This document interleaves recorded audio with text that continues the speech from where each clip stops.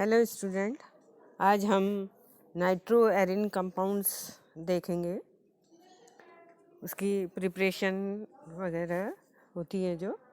तो nitro Erin, जैसा कि हमने नाइट्रो एल्केन में देखा था कि एक हाइड्रोजन परमाणु का रिप्लेसमेंट नाइट्रो ग्रुप द्वारा कर दिया जाता है तो नाइट्रो एल्केन का फॉर्मेशन होता है। इसी प्रकार से जब बेंजीन या एरोमेटिक हाइड्रोकार्बन में किसी एक हाइड्रोजन परमाणु का रिप्लेसमेंट NO2 द्वारा कर दिया जाता है तो नाइट्रो एरिन कंपाउंड जो है वह बन जाता है। इसको हम देखते हैं कि नाइट्रो एरिन बनाने के लिए जब एरोमेटिक हाइड्रोकार्बन की क्रिया नाइट्रिक एसिड के द्वारा नाइट्रेटिंग मिक्सचर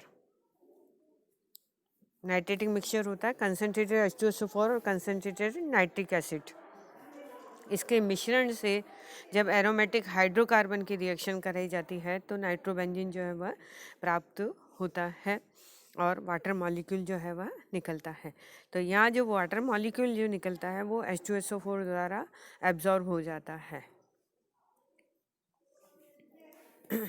इसकी मैकेनिज्म देखते हैं किस प्रकार से नाइट्रो कंपाउंड जो है वह प्राप्त होता है, जिसमें हमने लिया है mixture of concentrated nitric acid और H2SO4।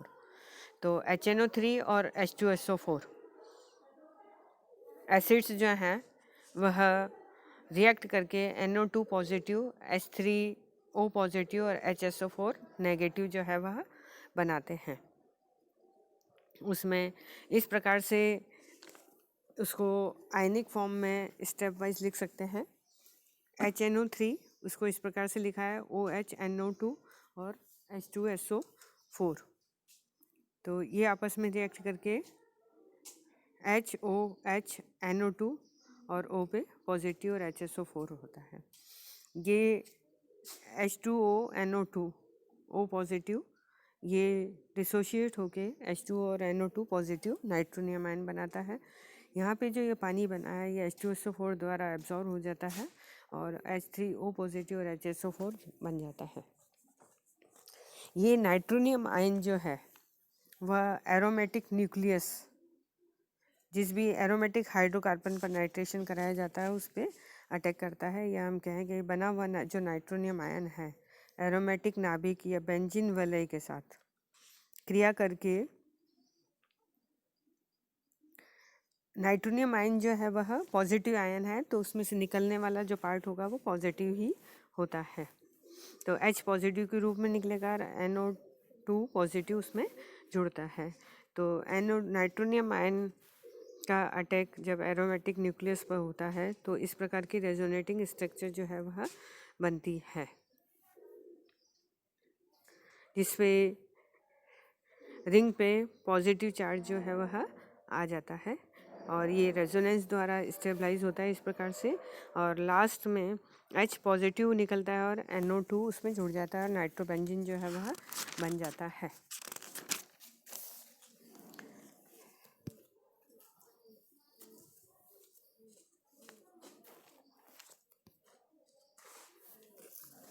इस प्रकार से इसकी ऊर्जा आरेख दिखाया गया है जिसमें 2 ट्रांजिशन स्टेट्स बनती हैं और जो इंटरमीडिएट आयन बन रहा है वो रेजोनेंस द्वारा स्टेबलाइज होके अंत में प्रोटॉन का निष्कासन करके नाइट्रो कंपाउंड बनाता है। तो कौन कौन से ऐसे नाइट्रेटिंग रिएजेंट हैं जिसके द्वारा हम नाइट्रो ग्रुप का सब्स्टिट्यूशन उसमें कर सकते हैं, तो यह कहें कि जिससे आसानी से NO2 पॉजिटिव आयन जो है वह प्राप्त हो जाता है। तो डिफरेंट मिक्सचर जो काम में लिए जाते हैं नाइट्रेशन के लिए वो है nitrating mixture, means mixture of concentrated H2SO4 and HNO3। Second है concentrated nitric acid, third fuming nitric acid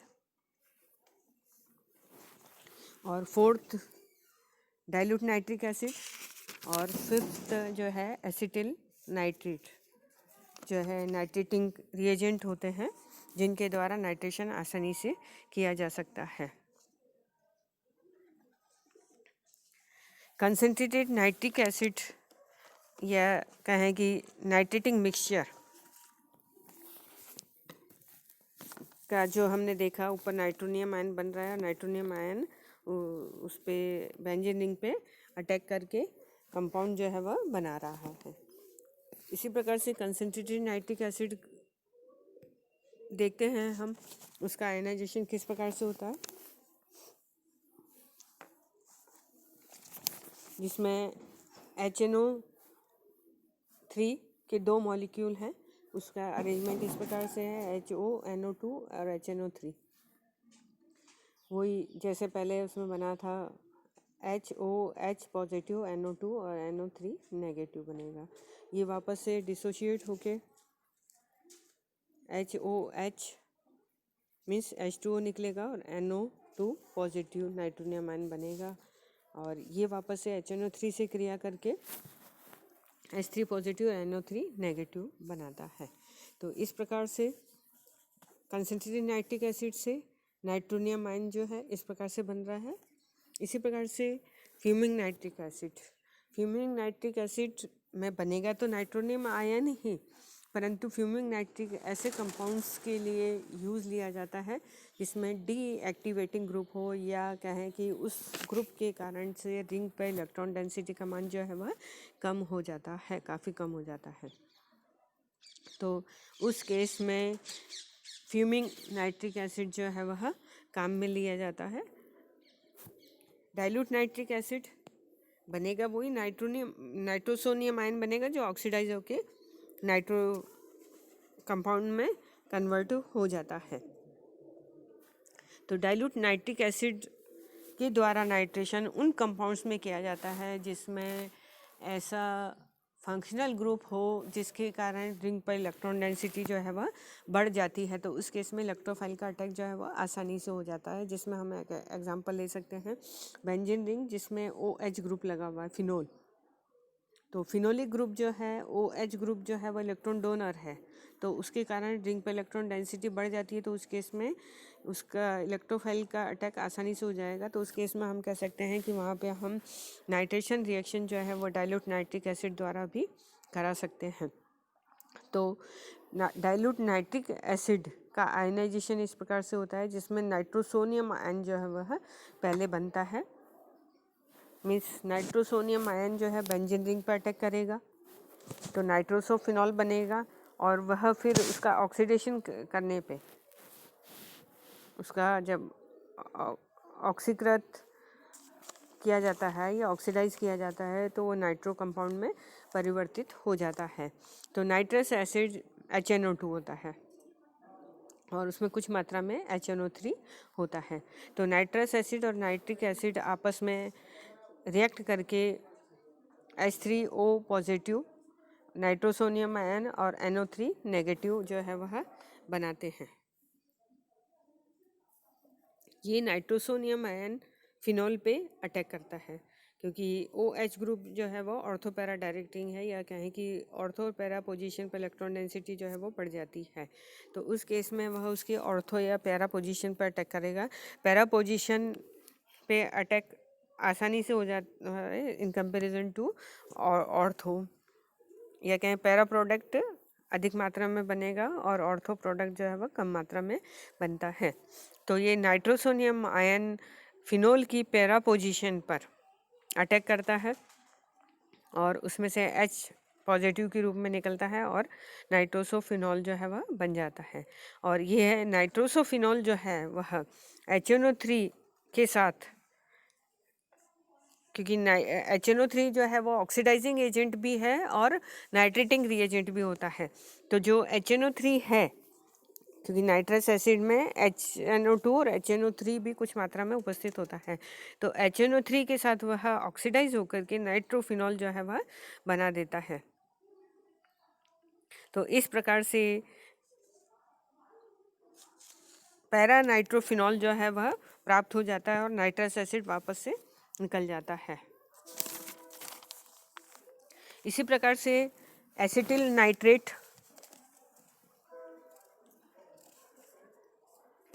compound भी नाइट्रेशन के लिए यूज़ में लिया जाता है। या कहते हैं यह एक इम्पोर्टेंट नाइट्रेटिंग रिएजेंट होता है। इसकी सहायता से ऐसे एरोमेटिक अणु जिनमें केवल एक ही नाइट्रो समूह प्रवेशित कराया जा सकता है, फॉर एग्जाम्पल टॉलुइन जैसे लेते हैं हम, टॉलुइन लिया या फिनोल लिया, जो भी लेते हैं दोनों ही उनका इंडक्टिव इफेक्ट जो है पॉजिटिव होता है। तो उस केस में अगर रिएक्शन आगे कराई जाती है वापस से, तो dinitro trinitro compound जो है वो बन जाते हैं। परंतु किसी कंपाउंड में केवल एक ही नाइट्रो ग्रुप इंट्रोड्यूस कराना होता है, तो उस केस में जो नाइट्रेटिंग रिएजेंट काम में लिया जाता है वो है एसिटिल नाइट्रेट लिया जाता है, जिससे केवल एक ही नाइट्रो ग्रुप उस कंपाउंड में प्रवेशित होता है या इंट्रोड्यूस होता है। तो यहाँ पे हम देखते हैं टॉलुइन लिया है, उसकी एसिटिल नाइट्रेट के साथ रिएक्शन कराया जा रहा है, तो ऑर्थो नाइट्रोटोलुइन जो है वो कंपाउंड बन जाएगा, जिसमें केवल एक नाइट्रो ग्रुप का सब्स्टिट्यूशन हुआ है और एसिटिक एसिड जो है वह बन जाता है। इसी में नेक्स्ट है, कौन कौन से ऐसे फैक्टर हैं जो नाइट्रेशन को प्रभावित करते हैं, या हम कहें कि फैक्टर अफेक्टिंग नाइट्रेशन, नाइट्रीकरण को प्रभावित करने वाले कारक। एरोमेटिक कंपाउंड्स में नाइट्रो ग्रुप का डीएक्टिवेटिंग प्रभाव पड़ता है तथा एक बेंजीन रिंग में अधिकतम 3 नाइट्रो ग्रुप प्रवेशित कराए जा सकते हैं। एक अणु में कितने नाइट्रो ग्रुप प्रवेश करेंगे, क्योंकि 3 पोजीशन ऐसी हैं जिसमें ऑर्थो, मेटा और पैरा, जिस पर नाइट्रो ग्रुप का सब्स्टिट्यूशन हो सकता है। तो उस कंपाउंड, जिस भी कंपाउंड का हम नाइट्रेशन करा रहे हैं, उसमें कितने नाइट्रो ग्रुप प्रवेश करेंगे या उसमें सब्स्टिट्यूट किए जा सकते हैं, निम्न कारकों पर निर्भर करता है या इन फैक्टर्स पे डिपेंड करता है कि उसमें कितने नाइट्रो ग्रुप जो हैं वहाँ पे प्रतिस्थापित होंगे। तो पहला देखते हैं हम, temperature, nature of nitrating reagent और nature of substance to be nitrated, जिस कंपाउंड का नाइट्रेशन किया जा रहा है, कौन से नाइट्रेटिंग रिएजेंट काम में ले रहे हैं और टेम्परेचर क्या होता है। तो फर्स्ट देखते हैं टेम्परेचर। नाइट्रेशन जो है वह टेम्परेचर पे भी डिपेंड करता है, जिसमें हम कहते हैं कि अगर टेम्परेचर लो रखा जाता है या निम्न ताप पर अभिक्रिया कराई जाती है, जिसमें 30 to 60 डिग्री सेंटीग्रेड पर, तो उस केस में मोनो नाइट्रो कंपाउंड जो है वह बनते हैं। परंतु टेम्परेचर और बढ़ा दिया जाता है, मीन्स उस केस में रिएक्शन जो है वो फास्ट हो जाएगी, तो उस केस में डाई नाइट्रो कंपाउंड जो है वह प्राप्त हो जाता है। जैसा कि यहाँ देखा हमने, बेंजीन टेम्परेचर 30 डिग्री सेंटीग्रेड या 60 डिग्री सेंटीग्रेड है, तो एक ही नाइट्रो ग्रुप जो है वहाँ पे प्रतिस्थापित हो रहा है। टेम्परेचर बढ़ा दिया मीन्स 100 डिग्री सेंटीग्रेड कर दिया है, तो 2 नाइट्रो ग्रुप जो है वह इंट्रोड्यूस हो गए हैं। इसके स्थान पर अगर फ्यूमी वो तो नाइट्रेटिंग उसमें आ जाएगा, ठीक है। तो ये तो था कि टेम्परेचर बढ़ाने पे नाइट्रो ग्रुप जो है वह ज़्यादा उसमें सब्स्टिट्यूट होते जाते हैं। नेक्स्ट है नेचर ऑफ नाइट्रेटिंग रिएजेंट।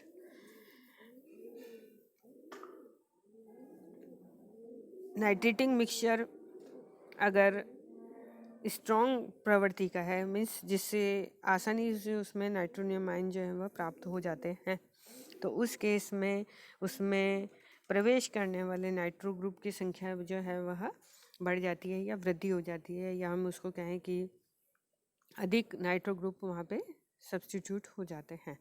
जैसे एक एग्जांपल हम लेते हैं जिसमें बेंजीन की क्रिया कंसनट्रेटेड नाइट्रिक एसिड और कंसनट्रेटेड H2SO4 के साथ करा रहे हैं 100 डिग्री सेंटीग्रेड पर, जो रिएक्शन हम ऊपर भी देख चुके हैं। तो यहाँ पे 2 नाइट्रो ग्रुप का सब्स्टिट्यूशन होगा, जिसमें मेटा डाई नाइट्रो बेंजीन बनेगा।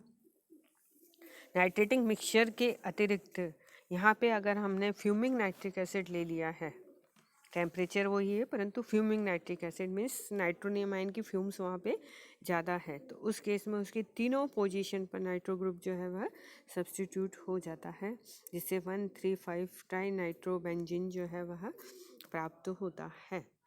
इसी प्रकार से थर्ड पॉइंट है, जिस कंपाउंड का नाइट्रेशन किया जा रहा है उसकी प्रकृति कैसी है, जिसमें हम देखते हैं कि अगर रिंग में कोई इलेक्ट्रॉन डोनर ग्रुप अगर लगा हुआ है, इलेक्ट्रॉन डोनर ग्रुप जिसमें आप कह सकते हैं मेथिल है, एमीन है, CH3 है, ये कंपाउंड अगर लगे होते हैं तो वो इलेक्ट्रॉन देने वाले होते हैं, तो उससे रिंग पे इलेक्ट्रॉन डेंसिटी बढ़ जाएगी, तो इलेक्ट्रोफाइल के प्रति वह अधिक रिएक्टिव होगा, तो उसमें आसानी से नाइट्रेशन जो है वह हो जाता है। तो यहाँ आप एग्जाम्पल लेते हैं, एक है बेंजीन और एक है फिनॉल।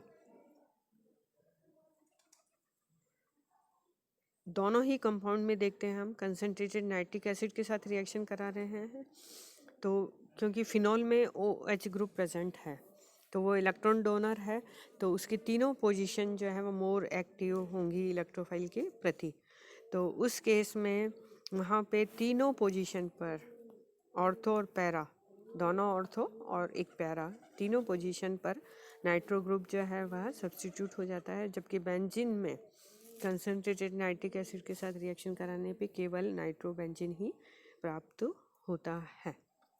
तो फिनॉल में 2,3,5 नाइट्रो 2,4,6 ट्राई नाइट्रोफिनॉल, जिसको पिक्रिक एसिड कहा जाता है, वह प्राप्त होता है। तो ये तो था कि कौन कौन से नाइट्रेटिंग रिएजेंट काम में लिए जाएंगे, कंपाउंड की नेचर कैसी होगी और टेम्परेचर कैसा होगा, ये था। नेक्स्ट हम नाइट्रोएरिन बनाने की मेथड जो है वह देखेंगे। Thank you.